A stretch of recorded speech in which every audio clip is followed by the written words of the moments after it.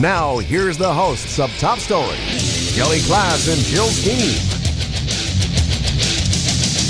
Good morning and welcome to Top Story 7360300. Good morning, Jill. Good morning, Kelly. I can tell it's going to be an interesting morning. Happy New Year to all the Jews out there. That's right. Happy Rosh Hashanah. Is the Jewish Happy New Year. Lashana Tova is what they say. 5,775 years. That's it. Wow. I know. I'm all of a sudden feeling older. Yeah, exactly.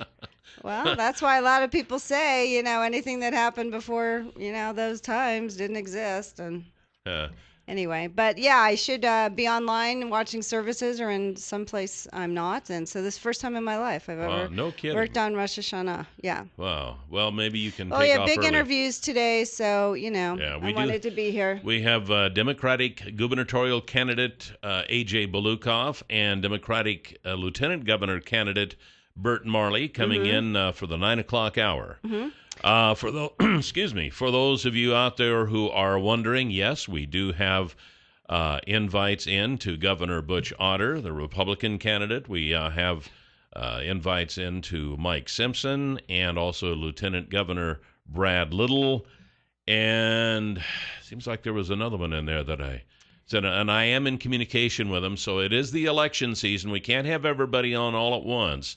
But we do send out these invitations. We can't make them appear, but we do offer them equal time. Well, when someone asks to be on, you say yes, and then you ask their opponent, Sure, and right. It's their choice, up to them if they want to come or not. And so today, that's where we are. We have Balukoff and Marley, so that'll be coming up during the 9 o'clock hour. Also, at 8:20, we have Linda Fleming from Habitat for Humanity with an event that's coming up. We have the Cops with the Bad Guys list at 8:30 today. So listen up. And I actually did go to the debate last night.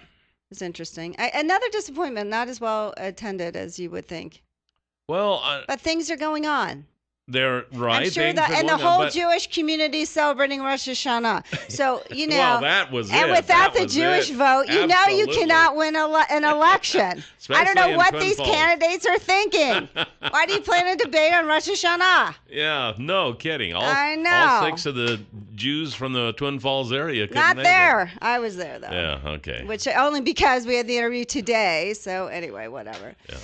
Well, anyway, that's coming up. So we do have some other news, too, and sometimes when you read some of these news stories, you just have to shake your head. An employee of an Idaho trucking company, if you listen to AM Idaho, you heard this. An employee of an Idaho trucking company abandoned a trailer load of frozen chicken at a western Montana truck stop after the company reportedly refused a ransom demand. So apparently the truck driver got into Montana with this truckload of frozen chicken. Yeah. And then he calls the company and says, I want X amount of money. Now, this is alleged now. This is just kind of, since the story is not clear, but this is what sounds like happened. I want X amount of money or I'm going to abandon this load out here in the middle of nowhere. And they didn't, and so he did. But doesn't he get paid anyway? Like, who was he? Yeah, he was shipping for. Apparently, it wasn't enough. I don't know. That's just kind of what the story sounds like. So did they have a big fried chicken event there after it defrosted? No, they had 35,000 pounds of frozen chicken that thawed out and rotted. Oh. $80,000 worth of chicken. 35,000 pounds, which could have gone to feed people. Oh, I know. But instead, there's some weird freakazoid out there who deserves to be behind bars. How did he get away? Trying to extort the company that he worked for, which was out of Nampa. How did he get away? I mean, did he leave the truck? Yes. Well, obviously he did, So, did he walk home? I don't know. I mean, nothing of this makes sense. Well, of course not, Jill, because people are crazy. I'm sure there are answers to your questions. They're just not included in this short little story we have here. What is wrong with these journalists, then? These are questions people need to know. You don't just do a half story. Well, you need what to happened to the chicken? Where did the man go? Of the AP who got it from the Missoula's newspaper and tell them. Why did the chicken cross the road? I don't know. We need more information here. To get his friends that are frozen. I don't know. That is insane. So anyway. And yeah, it is. Clearly the guy isn't going to get paid anyway. And how do you even come up with this? You're going to hijack chicken? I don't know. Every day it's just like It wasn't successful, and he carried out his threat, and he left the trailer load of chicken there at the truck Shame on stop him near and all the Missoula, people Montana. it could feed. Yeah, and absolutely. all the chickens that died for that. Now, we've talked about Target, of course. That was the big breach of security here a while back. 6 million cards. Then there was, well... It was Target. The Target now was... And then there was Home Depot. Mm-hmm. Now, which it's getting to the point, gee, where is the breach this week? Jimmy John's sandwich chain said Wednesday that it believes customers' credit card data was stolen from 216 of its shops between June and September. Yes, the Twin Falls store on Blue Lakes was included in that list of affected stores. Ouch. This is when you should pay for your sandwiches in cash. This from the AP, the Champaign, Illinois-based chain said in a news release that stores in 37 states across the United States were affected. It did not say how many customers are affected. Hey. So what did they tell you to do something if you have visited them between June 16th and September 15th? Not necessarily in this story. However, I don't know. Maybe Jimmy John's has contacted those customers somehow. I don't know. I just don't know. And they're roughly saying the ones in Twin Falls who went there between July 1st and August 2nd could be affected. So it wasn't the whole time. They think it's just a month in Twin Falls. So that should make you feel better. Yeah. Man, I tell you, we've got to. It makes you. We either have to go to the European technology in these credit cards, or cash, one or the other, or bring your lunch. I guess you could do that too. What a concept! I don't know. But Cook it's for just, yourself. I mean, it's getting to the point where it's bad. You know, I'm getting reluctant to use my check card anywhere. Yeah. And there are some things that you can't use. You can't use cash if you buy stuff online or something like that. It really makes you wonder. But the thing of it is they say check your credit card balance. You can go online and check. And if there's just small charges, they'll try to put in little ones. Right. Sneak them in so you don't see it, just under the radar. Like, oh, $10 here, $20 there, and a lot of $100 times, there. what those are too is it's a test to see if it's going to work. That happened to me at Target, as a matter of fact. It's been several years ago, and I was notified through email from Target Security, and I just thought it was a scam. It's like, yeah, right. And finally, I just 2 or 3 days later, I thought, I'll just read it and see what it says, and it was legit.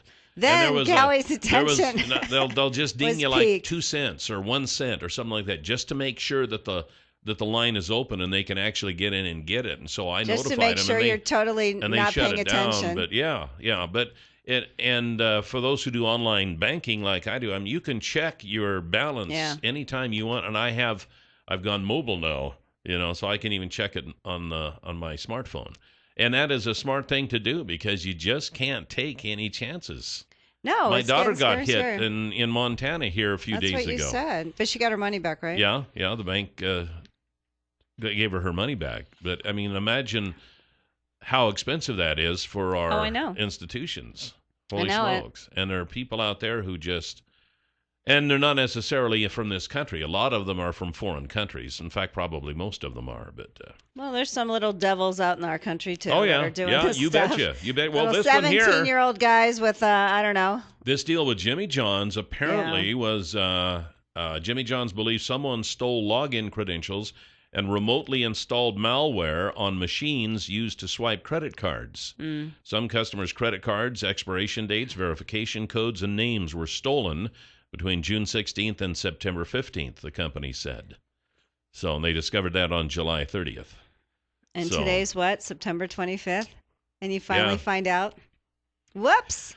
I'm sorry, but I think they should notify people a little sooner than 2 months later. I don't know what the circumstances are. Maybe they just... They don't want panic? Confirm it, and I don't know. I don't know what the deal is. I don't know. At least 14 Islamic State fighters were killed in airstrikes by U.S.-led forces overnight in northeast Syria, according to a group monitoring the war. The Syrian Air Force bombed rebel areas in the west of the country. The U.S.-led strikes killed at least 5 civilians, said Rami, whatever his name is, who runs the Britain-based Syrian Observatory for Human Rights.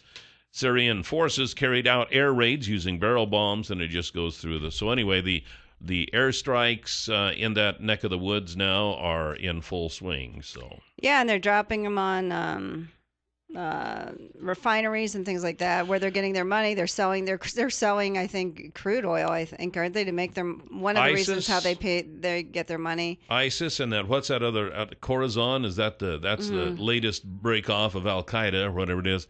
They say, and I watched on 60 Minutes on Sunday, former Defense Secretary Leon Panetta said that they are financing themselves up to $6 million every single day. Yeah. From the oil sales. Yeah.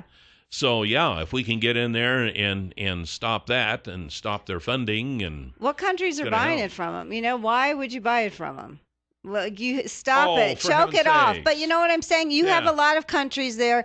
They have a coalition. The Middle East is worried about these guys taking over their countries. Why would you then buy oil from them? Well, I think it goes into the big picture. I don't know how that works, but anyway, I mean, most of those people over there hate us anyway. And when it comes to this kind of thing, they're not going to stop doing it just because of this, because they're probably halfway sympathetic to ISIS allies. Anyway. I'm sorry, some of our allies. And so you think, my even gosh. Our allies, are you kidding? Saudi Arabia, they tell us to their face that they're our friends, and then they turn around. They're not our friend. They're probably right in the middle of this. Hello. But I'm saying, so why are we, giving them money? Why do they? I mean, I think Saudi Arabia, $64 question. Then cut off their funding. That's what's so crazy. And you never know what really the true story is behind all this. You don't. You don't know the deals here. You don't know the deals there. You don't. It's pathetic. But welcome to the world today. But then, in some sense, these fighters must be like, oh, we are so great that we've brought the United States and the world to their knees, and they're attacking us because we're such strong threat. You know what I mean? In one way, we're just boosting playing their ego. Yeah. You're such a threat. I know, we're but so what are you worried. going to do? We're What are you so going to crazy. You can't ignore them. Yeah. You can't ignore them. You can't just say, oh, you know what? They're just doing this on purpose. They're just doing this to drain our resources. Of course. But you can't just say, so and we're going to ignore them. What they really want is our boots on the ground so they can kill us in person. No doubt. And that's why no way. 736-0300, top story. You're on the air. Good morning. Good morning, Kelly. Good morning, lovely Jill. Good morning. Intelligent dialogue and intelligent day today, everybody.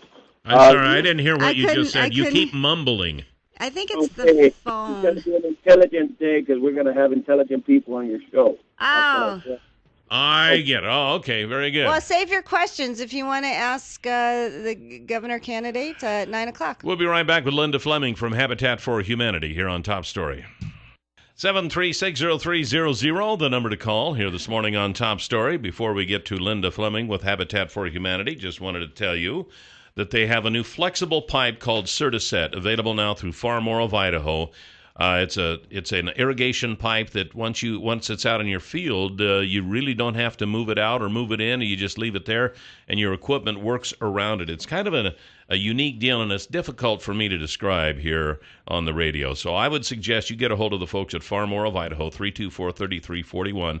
Ask them about Certiset. No more moving pipe. No more spraying borders around the field. You can grow and harvest every square inch of your field. Far More of Idaho can tell you all about it. Again, they're at 324-3341 or at farmoreofidaho.com. Linda Fleming from Habitat for Humanity. Good morning. Good morning to you both. You have a cool event that's coming up. What's it called and how's it work? We have a brand new collaboration together with the Magic Valley Arts Council, Habitat for Humanity. We're hosting an event called Home is Where the Art Is. And it's going to be an art and antique auction that'll happen on November 8th at the Restore. And we will be having live auctions and silent auctions on items that are donated to both of our charities, and hopefully a great fundraiser at the end of the day. I know. You always hope for that, right? Yes. We need as much money as possible. We are both nonprofits doing great things in this community, and we feel that together we can put together a pretty new and interesting event. So how does this work? We are collecting donations from the public. That's why we're here today, reaching out to as many people as we can. We need your art and antiques that you're done with. You can donate them to Habitat or to the Magic Valley Arts Council. They can be dropped off at the Restore or at the Magic Valley Arts Council. You receive a tax donation for that item that you have well loved over the years but are done with. You can pass it forward, take that tax write-off, and we both benefit. And I just was doing that. I've been, decluttering. You look at things and you're like, it's just probably the time of year, like, let's just get rid of it. And there's this picture. I mean, the glass was broken in a move or something. And I really like this piece of work, but you're just like, I don't really want it anymore. So, and I was just thinking the last couple of days, what do I do with it? So it's so interesting that you came in because you don't want to throw out your piece of art and you don't know who would take it. But you could actually make money from it. That's exactly right, and you can have a nice tax donation for it as well. And it doesn't matter that the glass is broken. You guys can fix that. We can fix that, and we can push it forward to someone else to love it up for many years to come, like you have for the past. I know. 20. I've had it for a long time. Yeah. You feel bad. You get attached, but then you're like, okay, do I spend the money to reframe it and put it up? And I have other things now. Right. Yeah. Okay. So, and then what about people? You said something about before the break that people could go in and get items from the store and then make art out of it and take it back. I've had many artists come in and use the Restore to purchase things for their items, and I've challenged them. Yeah, I can give you 3 or 4 things today as long as you bring me back what it is that you do with so well with our Restore items. And I've had several of our artists say that they're bringing things in for this event. We have a beautiful table on display out at 486 in the lobby that was just this piece of wood that came into the store, and I challenged one of our volunteers to do something with it, and it is an amazing table now. Is that going to be on the auction? Yes. Okay, yes. Great. So for people who haven't been to the Restore, and I haven't yet, what does the Restore have? The Restore is filled with new and used building materials, everything from plumbing items, trim, paint, all sorts of things that you would use cabinets to redo cabinets. Yeah. Exactly. And all these items are donated to Habitat, and then we turn them around and price them at just real nice low prices, at least half of retail and down from there. So you're always going to get a bargain, and it's ever changing. And we've got a new location and 16,000 square feet of sales floor now. We've doubled in size in the last year, and it's just a fabulous spot. It's located right next door to where we were before. It's just 639 Eastland Drive South. Oh, okay. And so this is a chance to show off our new store too, and all the things that it has to offer as well at this art is. So when you talk about antiques, what kind of antiques? Like some people look at it and go, it's old, it's from my grandmother. Is it really an antique? Well, if you feel that it's something someone else would like, yes, it is. We have a beautiful sideboard. We've got a great old couch that's coming in. A lot of things are starting to arrive. And again, people, what you've loved, someone else should love as well. Right. Is it old and broken down and has no purpose? Then maybe not so much. Right. Yeah. But then again, we can always sell it at the Restore. So yeah. Okay, so time and place again and all this? Home is Where the Art Is will be on November 8th from 5 until 9. We'll have light hors d'oeuvres there, as well as live and silent auctions, some fun events, things to do as well. What day is that? Is that that's a Saturday? A Saturday. Okay. That's a Saturday evening. And that's going to be at the Restore. Located at the Restore, 639 Eastland Drive South. And drop the stuff off now. Drop the stuff off now so we can get it all cleaned up and arranged. And do you have a phone number in case people need more info? Absolutely. We are 735-1233. Okay. And they can also see some things on our website at habitatmagicvalley.org. It'll be up on the website and on your website, I think. Very good. Well, Linda, thank you. Sounds like a great event. Yeah, absolutely. And we have the Cops with the Bad Guys list next here on Top Story. 7360300, the number to call here, always on Top Story. Coming up at 9 o'clock, we'll have Democratic gubernatorial candidate A.J. Balukoff and Democratic lieutenant governor candidate Bert Marley with us for the hour. So stay tuned for that. Right now, though, and I got to do this right, so let's do it right. Bad boys, what you want, what you gonna do when Chevy John Brown comes? We have Sergeant Ken Minsel from the Twin Falls County Sheriff's Department. Good morning, Good Sergeant. morning. I morning, find Kelly, it interesting Jill. that you haven't lost that bump, that music.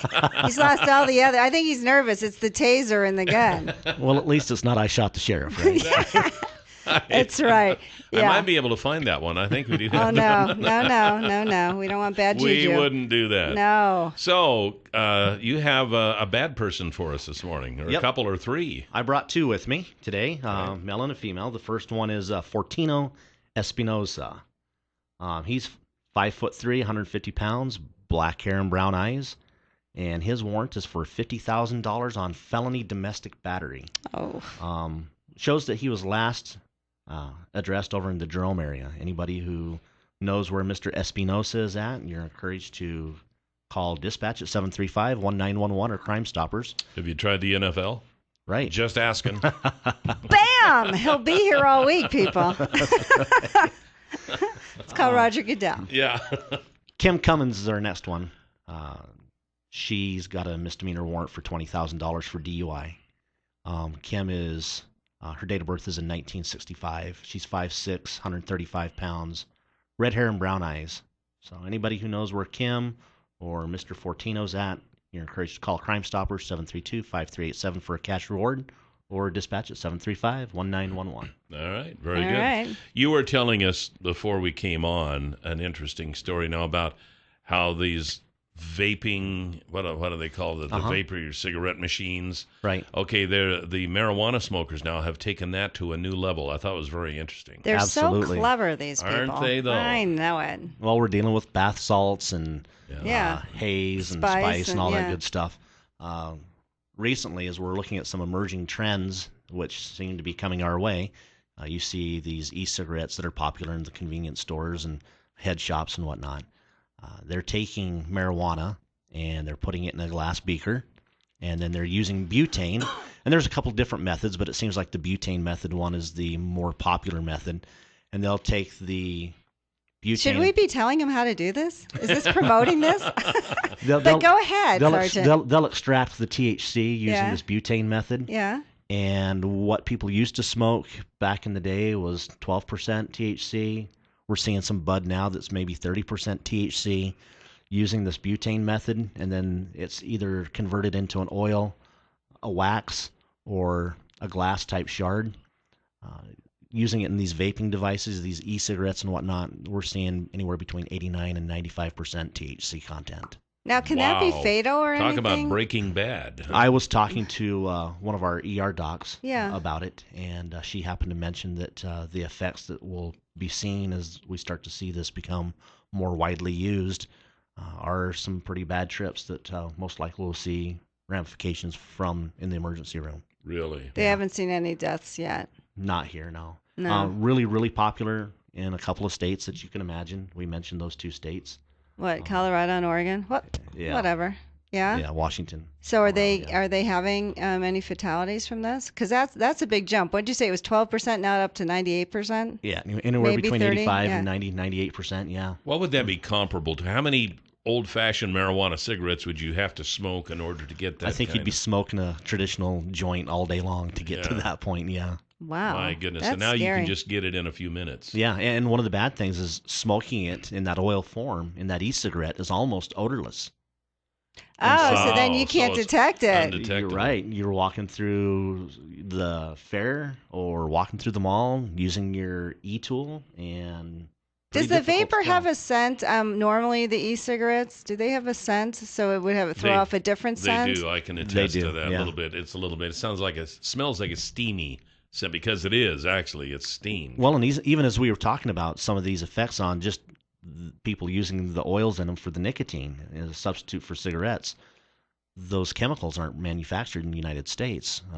Some of the information that we received is that they're manufactured overseas, not regulated by the FDA. So while you might be getting your nicotine, who knows what else you're ingesting? Oh, that is Oh, yeah. interesting. That is Lead, interesting. arsenic, whatever. Wow. So all you can do, and I mean, there's probably not a lot you can do to detect these things then. There is. There's always something There's you can always do. something What, we do you, can do, what are you going absolutely. to do? Does it involve helicopters? Right, black helicopters, right. It's just knowing what to look for, knowing the nomenclature of the e-cigarettes, and a lot of these e-cigarettes have different tanks that allow you to smoke these products a different way, whether you're using the oil, the wax, or the shards. As you know what you're looking for, and you know somebody's got an e-cigarette plugged into their car, you know kind of what to look for. Interesting stuff, Sergeant Ken Menzel. In their car filled with munchies or something. Now, while we there can't might be smell something. it, the dogs still can. Oh, okay, there you go. that's good. Watch out for the You're dogs. not safe All right. out there, people. Good information. Thank you, sir. We appreciate it. Thank you. Appreciate what you do. And you be safe out there. Thanks. This is Top Story, and we'll be right back. 7360300, the number to call here this morning on Top Story. That was interesting stuff that Sergeant Menzel was talking about. I with know. marijuana. And before the segment, he goes, I don't have really that much to talk about. And then they'll start talking. So we're like, you got a lot to talk about. Yeah, that was interesting. Yeah. Interesting stuff. Well, hey, I'll tell you what. If you're looking for some guns, maybe, you can find them at Canyon Pawn. If you're looking for camping supplies, Canyon Pawn. Woodworking stuff, Canyon Pawn. Fishing poles, tools. Canyon Pawn is just what it says. It is a pawn shop, and it is the newest one in Twin Falls. Talk to Dave Hansen and the crew, and you can mosey around the store. You can go in every day if you want, just to see the different inventory that comes in at a pawn shop. Mosey. And mosey around. Mosey around. Yeah, that's mosey around. Mm-hmm. And they're locally owned. They got brand new and used items, and they've got stuff in there that you would find hard to believe. 933-2600 is the number to call. They're on Shoshone Street, right across from Will's Toyota, right there on the corner. I don't know what street. I'll have to pay attention to what that street is. If you can't find it, something's wrong with you. They got a little flag out front. You can find it. Yeah, and a big sign on the front of the store, so it's not difficult to find. Right across from Will's Toyota. So there's not a lot down there. Tell them hi. Yes. Also online at canyonpawn.com. That's right. Ran into an interesting story this morning. And by the way, A.J. Balukoff, the Democratic gubernatorial candidate, coming up at 9 o'clock, along with the lieutenant governor candidate on the Democratic ticket, Bert Marley. So it'll be an interesting hour. That's coming up. Have your questions ready if you didn't go to the debate. That's right. I'm going to just kind of go through this part quickly, but it kind of sets up the story to tell you what's going on. The thermometer showed 103.5-degree fever, and her 10-year-old's asthma was flaring up. Mary Bolender, who lives in Las Vegas, needed to get her daughter to an emergency room, but her 2005 Chrysler van would not start. The cause was not a mechanical problem. It was her lender. What Ms. Bolender was 3 days behind on her monthly car payment. Oh, my. Her lender, CAG Acceptance of Mesa, Arizona, remotely activated a device in her car's dashboard that prevented her car from starting. Before she could get back on the road, she had to pay more than $389, money she did not have that morning in March. She said she felt absolutely helpless. She's a single mother. She had to stop working to care for her daughter. It was not the only time this happened. Her car was shut down that March, once in April, and again in June. This is new technology they are bringing to auto loans and Wall Street's version of Big Brother into the lives of people with credit scores battered by the financial downturn. Now, I notice in this story they blame the credit score on the financial downturn. You know, there are some people who just buy stuff with no intention of paying for it. So there are people out there with bad credit, and it had nothing to do with the financial downturn. Let's just get that straight right now. And here's a news flash. If you have bad credit, why are they loaning to you? In the past, they wouldn't loan to you, and that's been part of the problem and part of the huge downfall in 2008. Read on. This is Read on. Auto loans to borrowers considered subprime. Those with credit scores at or below 640 have spiked in the last 5 years. The jump has been driven in a large part by the demand among investors for securities backed by the loans, which offer high returns at a time of low interest rates. Roughly 25% of all new auto loans made last year were subprime, and the volume of subprime auto loans reached more than $145 billion in the first 3 months of this year. And there you have it. So, what do you think? Okay, my first question is, did she know they were putting that device in her car? She had to have known because it happened 3 or 4 months earlier. No, but I mean the first time it happened. Do you know when you buy the car, they're like, I'm going to put this device in your car? They would have to divulge that. Then the second thing, they can't do that. 3 days late. The other thing is, say in this emergency, what if her daughter died?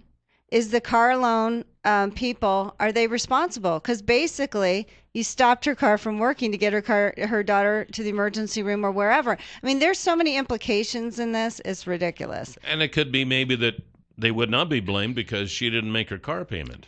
So your daughter should die. I mean, should someone have that kind of control, or should they, here's a news flash, not loan them the money? Or maybe the people but they're shouldn't making pursue too much these money out. on this. They should maybe think twice before they pursue these loans.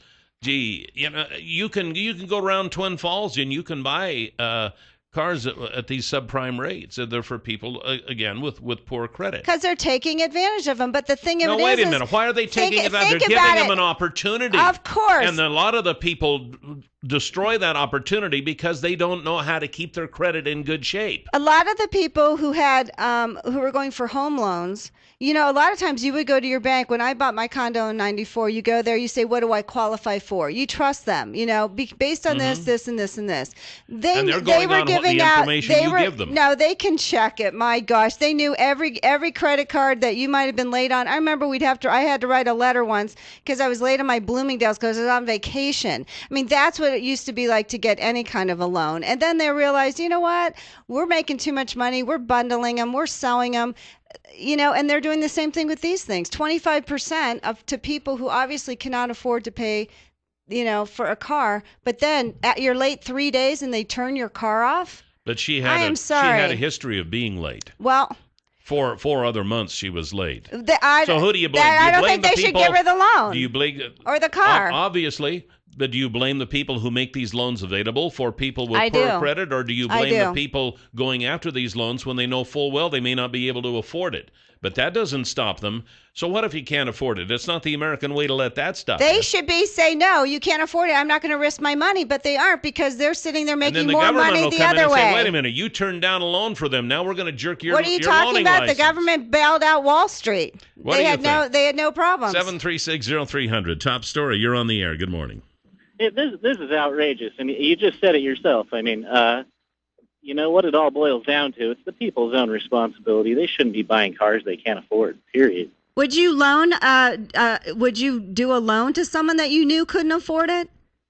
Is there Absolutely any kind not, of fiduciary responsibility? It's the people's own responsibility, though. I mean, the company that's making the loan is solely to make profits. Yeah, clearly. They're going to make the profits. But if they don't pay back the loan, it's the people's own responsibility to not buy things they can't afford. It's the same reason I don't go out and buy $1 million condo or $1 million estate, because I know I can't afford it. But look how many. But you know what? There's a responsibility on both sides. And when you sit there and look at someone and go, oh, can I? They're like, no, you can afford this. You can afford this. But the point of this story is that's one issue. The point is, should they be able to turn your car off whenever they feel like it? If you're a day, 2 days, 3 days past, should they be able to do it? I don't think so. I mean, it's like, where does it end? Is it going to turn off your gas if you happen to be late? What if you're on vacation? You didn't pay your bills. They're turning off people's water. They are, but only for people, the poor people. They're still letting the stadium, who owes like $4 or $5 million, still have the stadium, and they haven't paid their water bill. But where does it stop? Do you want the gas company to just automatically turn it off? Your water company automatically? They do. But without notice? The power company, without they have notice? to give you notice. This guy had no notice. The power company will do the same thing, only they don't turn it off during the winter. But this had no notice. She just third day and her car didn't start. She probably knew what was going to happen because it had already happened to her 4 times before. But that's one example. But talk about someone who didn't have notice. Who knows that she didn't already know? Yeah, I'm sure she had notice, and that's why she went into her car, because her daughter needed to go to the emergency room, and she goes, oh, I know my car doesn't start. Come on. And when they wrote this story, they took one of the most terrible things that could ever happen. What about the people out there who get these loans, then they have no I know. I was in the check business here back in the 90s. There are people who go in and they borrow money with no intention of paying you back, and they dare you to come after them. But there you know are what? people I like am this sorry, in this but business. part of the mortgage problem was that stuff was not up front. It was not disclosed. That's why they had the Consumer Financial Protection Agency that they created, because these people were not informed. And, it's both parties. But that's not the point of the story. Do you think someone should have power to turn off your car or whatever, whenever they feel like it? When you haven't made the payment. Well, 3 days. 3 days pass. You even have a grace period for 5 days of the rent. 4 previous months, But Jill. you don't know if that happened the first time in March. I mean, 3 days. Don't you have a grace period? History of not paying. Maybe that was after the grace period. But fine. But what about a new situation? Forget this. Okay, fine. It happened to her before, but fine. Should they have the responsibility to let you know? And they should let you know every time, not just the first time. I'm sure they did, Jill. Because it's not in the article. So what? Just because so it's not on the article. So we'll just make up facts? For crying out loud. We'll just make up facts? You're the one who's making up facts. You just said they didn't notify them. How do we know? We don't know if they didn't notify her. If they notified her, she wouldn't have gotten in her car with her sick daughter to drive her to the emergency room. She would have called a cab. Why would you get into a car that didn't work with your sick child going to the emergency room? She was probably just hoping that they hadn't shut it off yet. But the point is, that's not the point. We're trying to get what people's views are. Do you think they should have calls? Jeez, oh man. 736-0300. Top story. You're on the air. What do you think? Well, I have to say that it's her own. I feel sorry for the situation. It is, like Kelly said, probably one of the most drastic situations you can find. I'm just curious, was her cell phone shut off too? Because 911 works pretty good in case of an emergency. Yeah, and they will work even if you don't have service. Then you can call 911 on a cell phone and without having to have a service. So that's a good point. 736-0300. What is the good point? Obviously, the woman, how would she have known? She could have called 911. But that's not the point of the story. Do you want the people to be able to turn off your car whenever they feel like it? If you don't make your payment. 3 days if you miss your payment, 1 day, whatever. If you hadn't been doing it in months before, for God's sake. She had a history of it. Okay. 736-0300. Top story, you're on the air. Yeah, Jill, these loans have been around for 2 or 3 years here in Idaho, and they do notify the people the day they turn them off, and the people sign the papers when they first get the car. So they are notified. They understand that that's going to happen if they don't make the payments. Do they notify them when it's happening? Because obviously she wasn't notified. She got into her car. I mean, well, actually, they do notify it with all the pile of papers that they hand you. The people that I've dealt with, they do notify them. They do call them the same before they turn the car off. So and is there a grace period? No. So it could be like it could be 1 day. Yeah, that's in the original contract. Do you think and they know that when they sign it. Do you think that's fair? Why wouldn't it be fair? Well, no. If you're 1 day late, seriously, if you're 1 day late, because that can happen to any of us if the mail, whatever. Let me finish. If you're 1 day late and they just decide, wow, you're a day late on your payment and you've never been late before, I can turn your car off. To me, that is pretty. If I'm a day late in making an insurance payment, the next day, I will not have insurance. That is not true. They give you a grace period. Health insurance, 30 days. Not to my Car knowledge. insurance, and you're also with your car or your house But you're payments. also notified of those grace. Anyway, back to our caller. My point is, do you really think that's fair not to have 1 day or a grace period at all? All I know that in the contract, that's the way it states, and they do call them and they do talk to them before they turn the car off. You know what? It has been in Idaho for over 2 years now because I've dealt with half a dozen people that have to deal with them. Well, you know what? So I don't think they should get loans to begin with then. So you should just be able to sell them a car, and they shouldn't have to worry about paying it back because, bad stuff just happens. That's not true. Well, that's kind of what you're saying. No, she's saying, I think if there's a grace period, you should have a grace period before they do that. And I'm sure this isn't the only situation. How many people are in emergency? How many people do rush something? If you know what? I think there's no grace period then here. you go to the end of the grace period, and then they shut it off, and then the next day something like this happens, then what? I mean, it can go on and on and on. No, Look, I don't you think got a people... time, you got to pay. If you don't pay, they shut it off. It's that simple. Yeah, fine, but how many of us have had a late check for whatever reason because you mailed it, didn't get there in 10 days, like they say?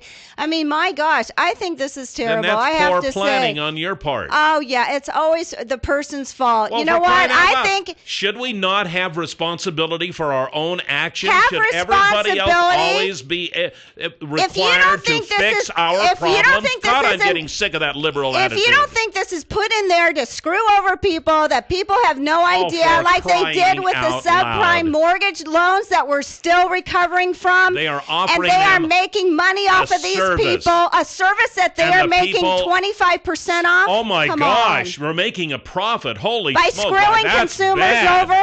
You don't have a grace period on that. Shame on them. There is no grace period. We just had her say there's no grace period. Pay it by the time it's due, or you're done.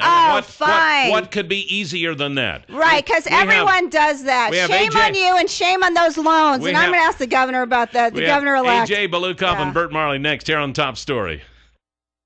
Welcome back to Top Story, 7360300. Welcome back, Jill. Thanks, Kelly. Same to you. We do have some breaking news. According to the Associated Press, Attorney General Eric Holder is resigning. That's all we know. That's it. Don't know why, don't know effective when, don't know what happened. It's just that Eric Holder is said to be resigning from the U.S. Attorney General's office. So we will have more on that a little bit later in the show. That's right. We'll have it at least at 10 o'clock from the Fox Radio News Network. Right now, we have with us, I'm going to have two interviews right now. We have A.J. Balukoff, who's the Democratic candidate for Idaho governor. And then a little later this hour, we will have Democratic candidate Bert Marley, a candidate for the lieutenant governor. So, first of all, I'd just like to say to both of you, welcome. Welcome. And thanks for being on the show. Thank you. It's good to be here. AJ, can I call you AJ? You may. All right. Give us a little background for those who don't know much about you. Okay. I'm not a career politician. I'm a businessman. I started out as a certified public accountant, practiced as a CPA for 25 years. Along the way, I started buying some athletic clubs. So I had a chain of athletic clubs, which I eventually sold. And today I'm one of the owners of the Grove Hotel, CenturyLink Arena, and the Idaho Steelheads hockey team. Oh, so you're kind of diverse. Yes. Why did you decide to run for governor? Well, I've been on the Boise School Board for 17 years, and I've watched as our state has disinvested in public education. You know, Governor Otter is the first governor in the history of the state to have cut education funding. And it's more than just the funding. It's also the erosion of local control. I think decisions like the education of your child are best made close to home by the parents, the people of the community who elect a school board.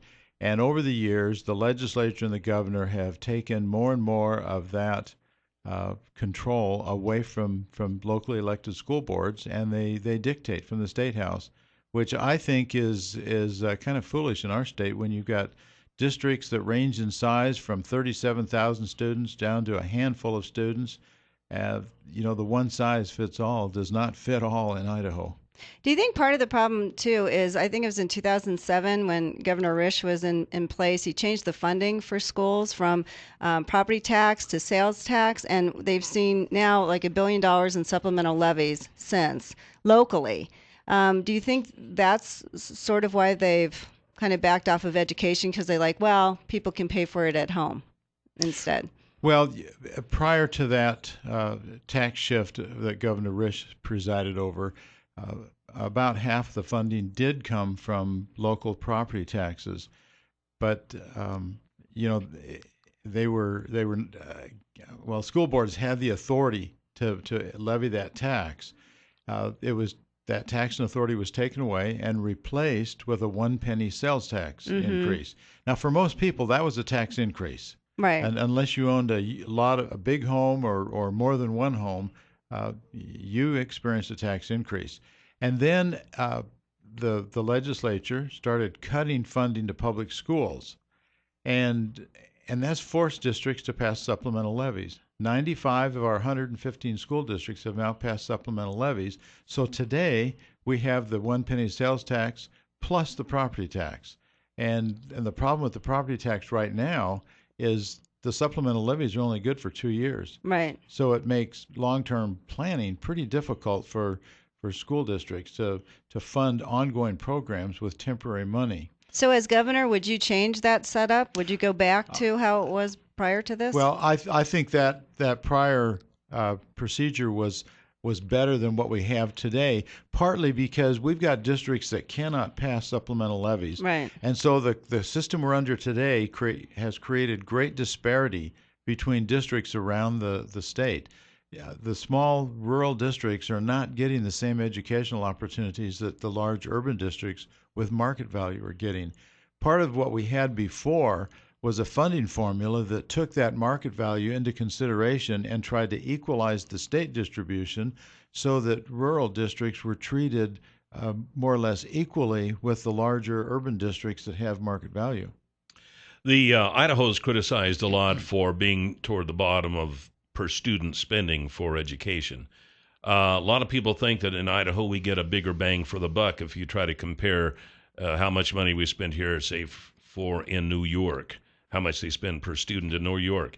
Is raising that amount that we spend per student, is that, some people see that as just throwing more money at it when there might be some other ways to handle this. And I guess what I'm saying is if we're criticized for being toward the bottom of spending less per student than other states, is throwing more money at it really going to fix the problem? Well, I really don't like that term, throwing more money at it, because you have to be careful on how you spend the money. But you do need to fund schools adequately. And I'll say that schools are doing a good job, as good as they can with limited funding. But you've got districts that have cut programs, districts that have cut music programs, for example. You have class sizes that go into the 30s now instead of into the mid-20s. That's a result of these funding cuts. The other problem we have is Idaho teachers are the lowest paid teachers in the Northwest, maybe even in the country. And that makes it very, very difficult to retain teachers. As I've been traveling around the state and visiting with superintendents, they have a difficult time keeping good teachers. They move across the border and go to work where they can earn a lot more money than they can in Idaho.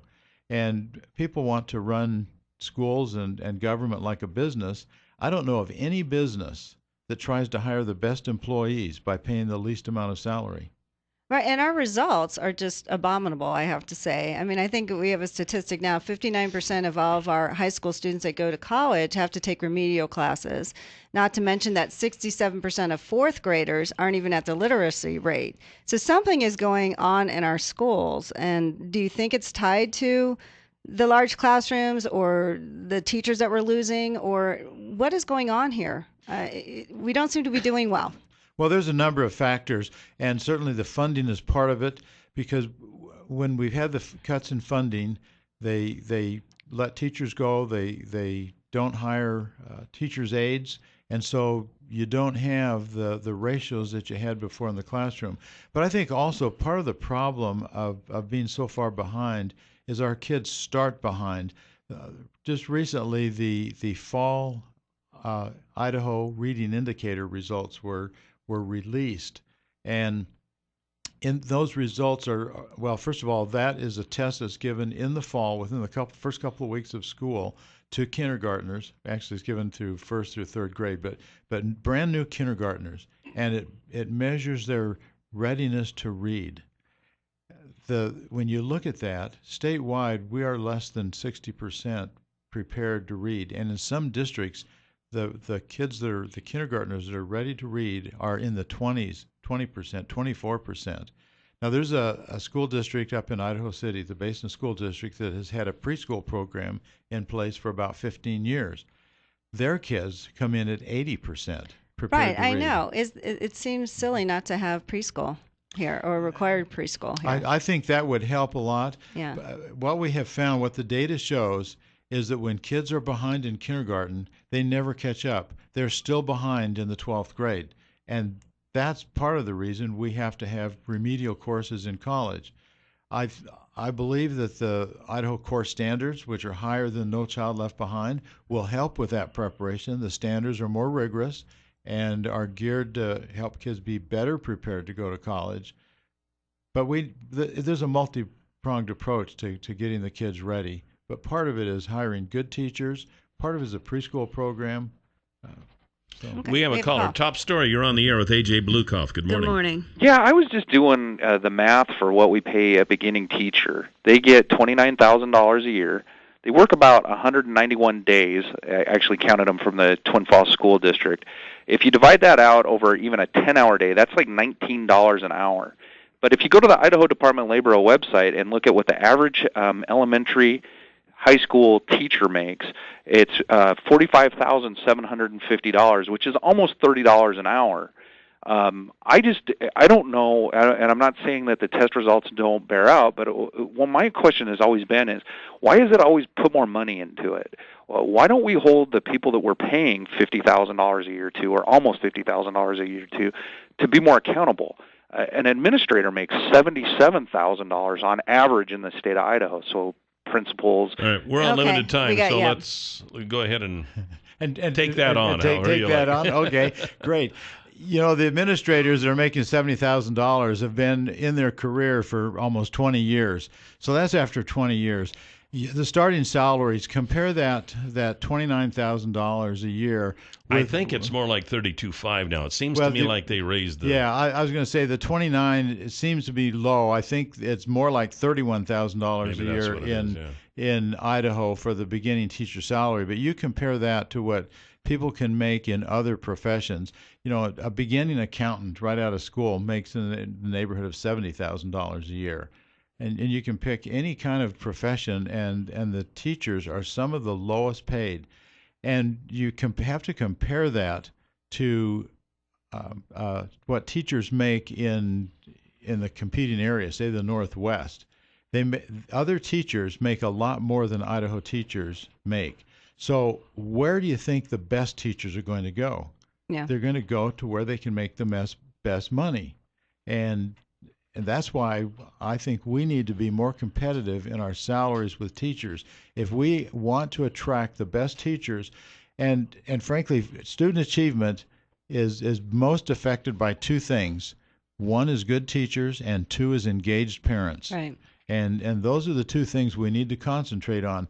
Giving tests doesn't really help student achievement. It's a measurement. It's a tool that teachers use to know how they are. How the curriculum is going along, how the students are relating, so they know where they've got to go back and hit the curriculum harder. But giving tests doesn't necessarily, in and of itself, raise student achievement. Other things that we could do that would raise student achievement would be to give teachers more professional development, and that has proven to raise student achievement. I want to change the subject here a little bit. We don't have much time left in this segment. We do have another segment with you, but what about Medicaid expansion? You're in favor of that, right? I am in favor of that for several reasons. First of all, it makes financial sense to the state. Right now, the way we pay for people who are uninsured is they show up at the emergency room, which is the most expensive and least efficient place to treat them. And then since they can't pay, our counties pay, which means we have paid through our property tax.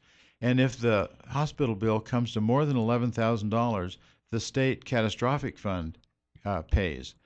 Between the cities, the counties, and the state, we are paying somewhere between $80 and $90 million a year to care for uninsured people. It would be much more efficient if we could insure those folks that can't afford to be insured and help them have a family doctor where they could be treated not in the emergency room. But then that federal money then frees up the local money that we are now paying. Hold that thought. Okay. We're going to go to a break. We'll be right back with A.J. Balukoff on Top Story. You're right. 7360300 is the number to call. We are kind of running out of time. We still have a couple of questions we want to ask, so we're going to refrain with the phone calls for right now. But I do have to say that yesterday's $100 instant winning name is Gary Kaiser. Gary Kaiser, congratulations. And your $100 word of the day for today is horizon. Horizon. You can go to our website at newsradio1310.com, click on word of the day, type in horizon, Horizon, and listen tomorrow. And if you hear your name tomorrow and you played the word today, you can win $100. Okay, so A.J. Balukoff is with us. He is the Democratic candidate for governor of the state of Idaho. And you were finishing up your thoughts on Medicaid expansion before we went into the break. Yes, I was just mentioning that it makes a lot of sense financially, that it'll free up local dollars that we are already spending on caring for uninsured people. If we let the federal government pay for that, that frees up $80 to $90 million a year that could be used for higher priorities here at the local level. But I just have to ask this because a lot of people say, but that money that the federal government uses to pay for it is still our money. Well, it is, and if we don't take it, it's going to be used to finance Medicaid expansion in California or New York or someplace else. Yeah, in other states. Which kind of runs into the problem that they see it as overspending. If we don't take it, somebody else will, and that's kind of the wrong attitude to have, they say.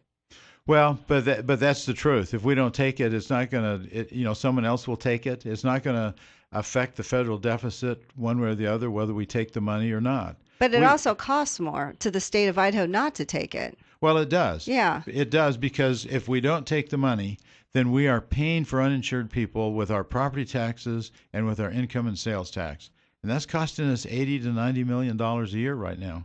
What about federal lands? That's a big interest around here. A lot of people would like to get all the federal lands back that Idaho has. What's your view on that?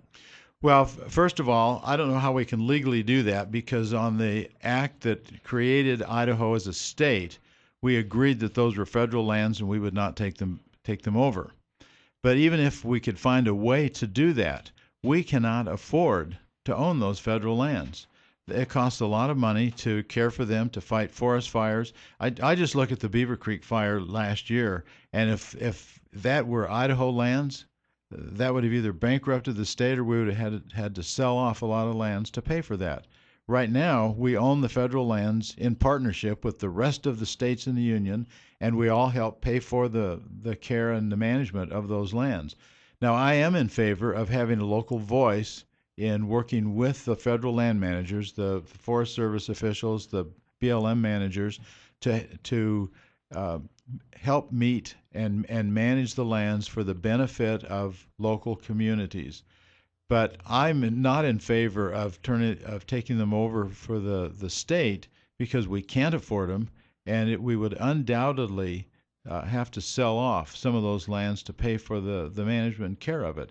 And when they become private property, then those of us that like to hike and fish and hunt and use those public lands may find we have limited access. And I want to keep the access open for the people of Idaho. That's one of the benefits of living here in Idaho, is our access to the wilderness, to the mountains, to the forests, and the rivers.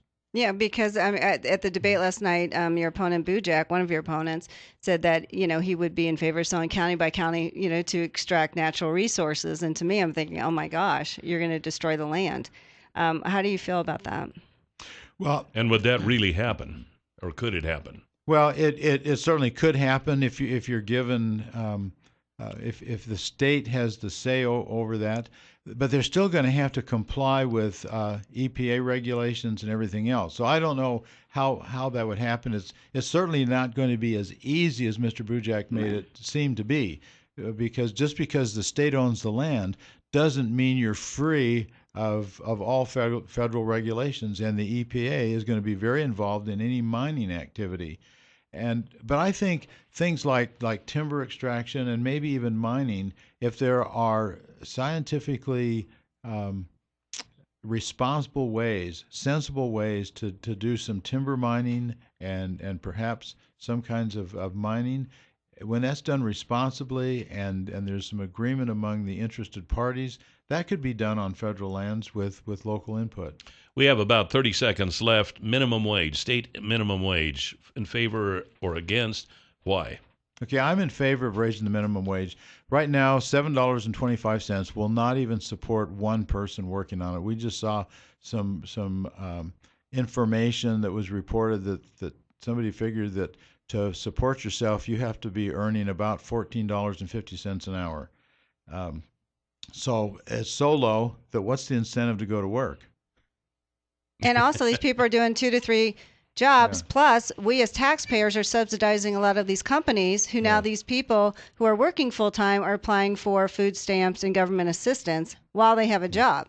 Yeah. We are out of time. A.J. Balukoff, thank you very much. Thank you. Interesting. Best We of appreciate luck. you coming in. Thank you for having me with you today. We have Bert Marley, who is the Democratic candidate for lieutenant governor, up next, right here on Top Story.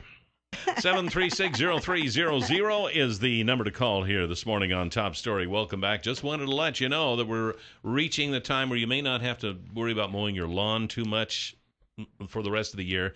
So you got that big old riding lawnmower sitting out in the yard, and you're thinking, what in the world am I going to do with that? Well, you contact Clearwater Power Equipment, which now have a store in Twin Falls after expanding from the Wood River Valley area, and they will store it for you through the winter. And now, if you want to find out more about how that works, give them a call, 734-7767. I think they also even have pickup and delivery. So nice. 734-7767. If you're looking for Husqvarna outdoor power equipment, they've got it. Same with Echo. They are the experts. They service it. They sell it. They don't sell wood. They don't sell washers and dryers. They don't sell plumbing equipment. They just sell this stuff. So you want somebody to answer your questions, they've got the answers. 252 Washington Street, 734-7767. The folks at Clearwater Power Equipment in Twin Falls. Bert Marley is the...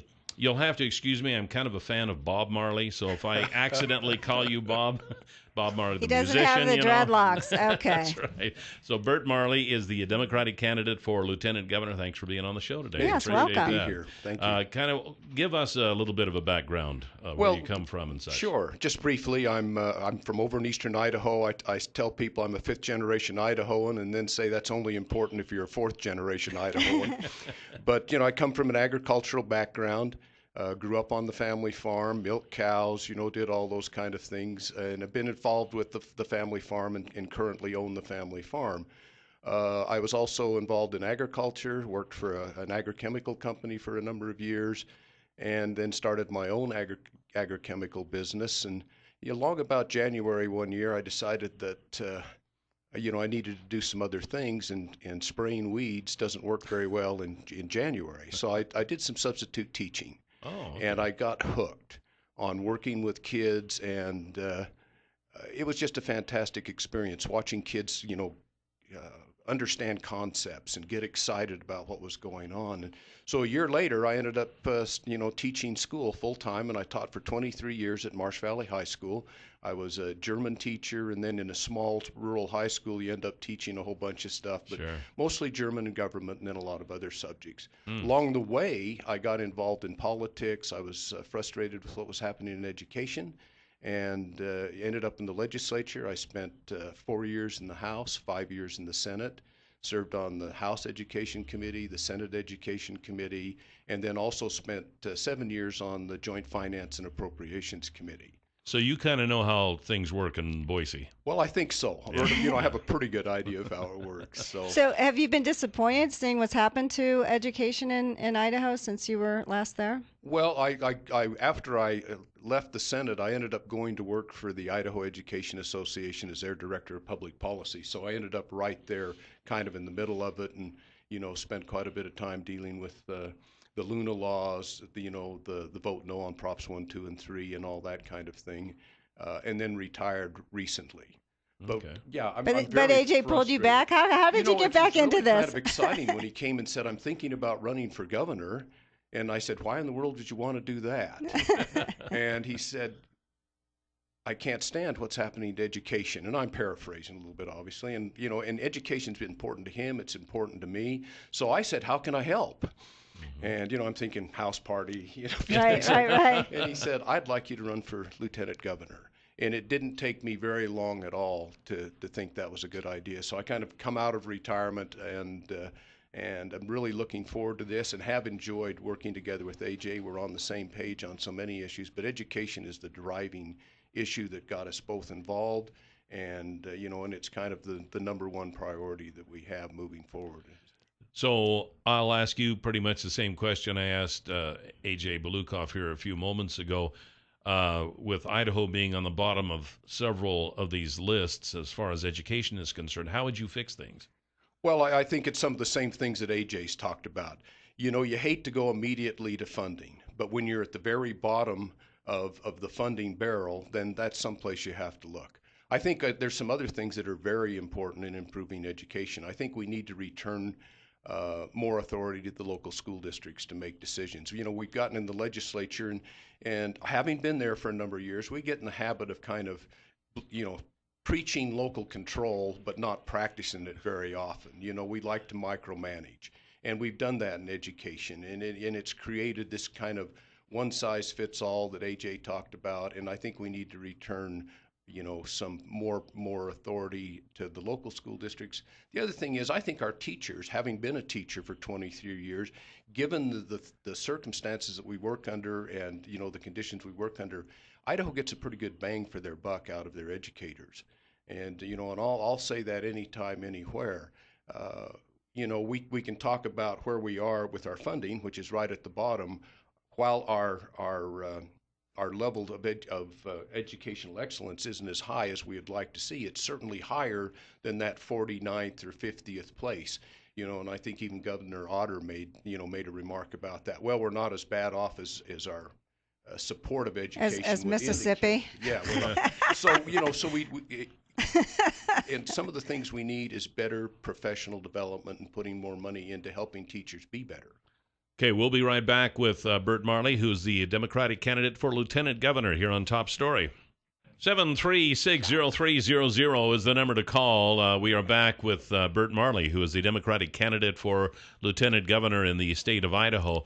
One of the things that I'm curious about, and I think a lot of other folks are too, and in fact, during the break, Mr. Balukoff even said that you get this question a lot.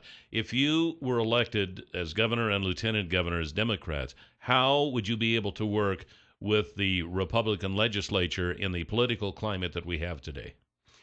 Well, or could you? I definitely think we can, and I think the answer is really fairly simple. You start to put those labels aside. We spend so much time worried about labels and labeling people and labeling parties when our real job is to solve problems and to make life better for Idahoans. And I think we can do that. I think we both have the personalities and the reputations of being able to sit down and work with people, bring people together, and work towards common solutions. We've seen it happen in the past. I mean, we have to go back a few years, but we've had Democratic governors, Cecil Andrus, John Evans, and the whole time they were serving as governors, they had Republican houses and senates to deal with, and they were able to do that. And those were very successful times during that period of time. There are ways to work together, and I think a lot of it's setting the labels aside and trying to solve the problem in front of you. And I think that can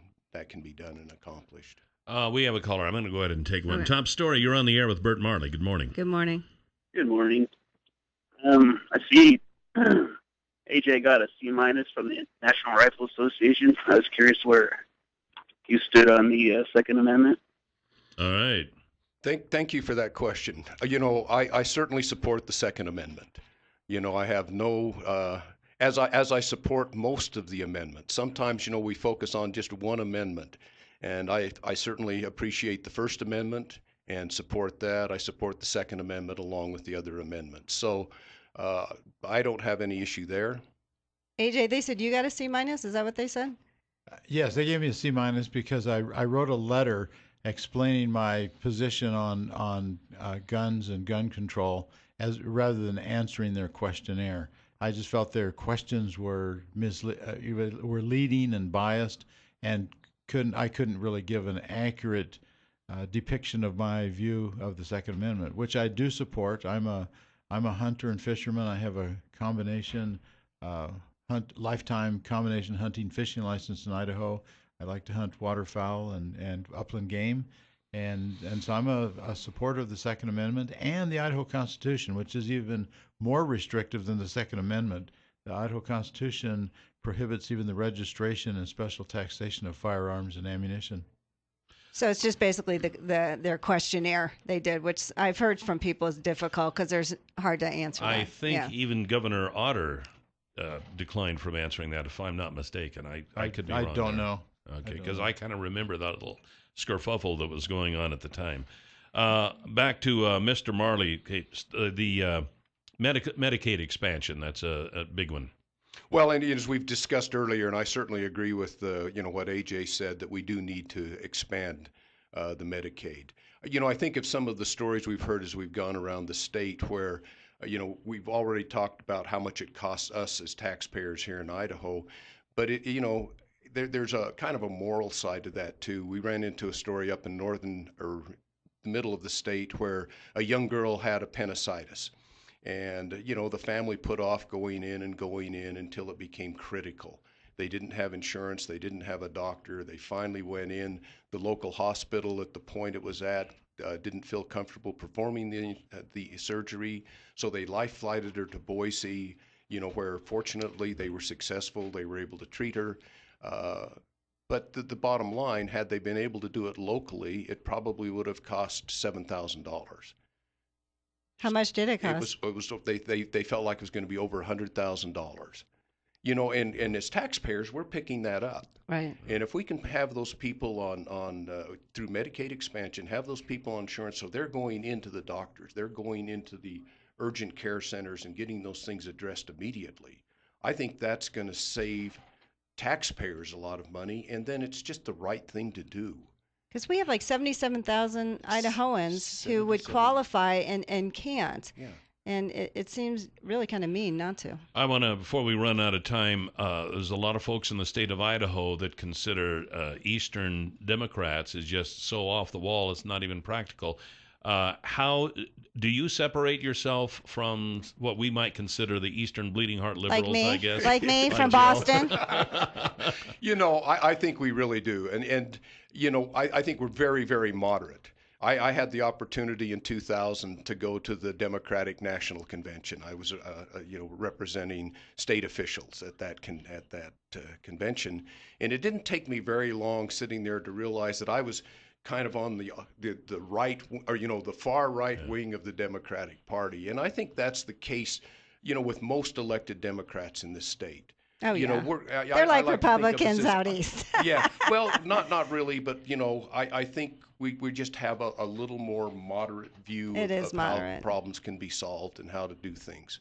Well, we're just about out of time. Any final words you have? About 15 seconds? Well, I think so. I'd like to say, if you're going to vote for AJ for governor, then you need to vote for me as lieutenant governor because he needs the support, he needs the help. And all you do if you elect a Democrat governor and a Republican lieutenant governor is you automatically create dissension and conflict at the very top. And we don't need that. Thank you very much. We appreciate AJ Balukoff and Bert Marley. Appreciate it. Time now for the Huckabee Report. You can hear the Huckabee Report each weekday at this time, brought to you exclusively by Waddell & Reed. Laura Nelson, Josh Funk, and Steve Stanger are the financial advisors. We haven't talked yet today about the Lowen Honey Loader, and I think we need to do that. I think we do. That's right. The new Lowen Honey Loader from Stanley & Company loads all type of manure from liquid to frozen and dry.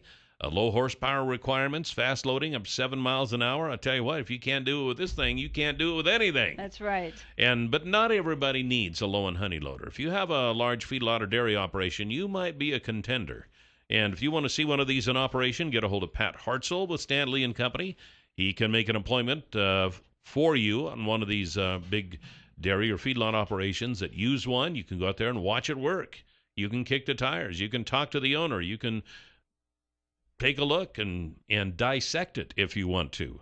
Well, within limits. Whatever. But, find out what makes it tick, and then you might decide you want one. Then you can talk to Pat Hartzell again. 280-1167 is his personal cell phone number. That's 280-1167 for Pat Hartzell. So we heard earlier that U.S. Attorney General Eric Holder is resigning. So what is the scoop on that? Well, this is the deal. He said he'll resign the post. He's been there almost nearly 6 years. as soon as his successor can be confirmed. Well, he might be the entire term of President Obama because they can't seem to confirm anyone. So anyway, but actually, if he just lasts until December, which is kind of shocking, they said he'll become the third longest serving attorney general in the history of the United States. So you're like, wow. That is amazing. And you're like, well, okay, but you know what? He's been a frequent target of Republicans, so I'm sure they're overjoicing and rejoicing, and there you go. I might even be a little bit.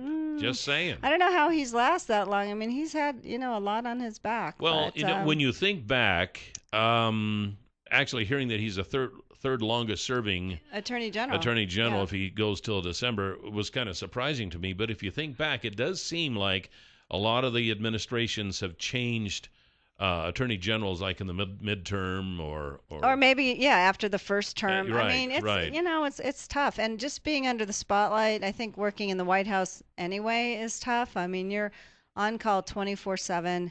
It's not a 9-to-5 job.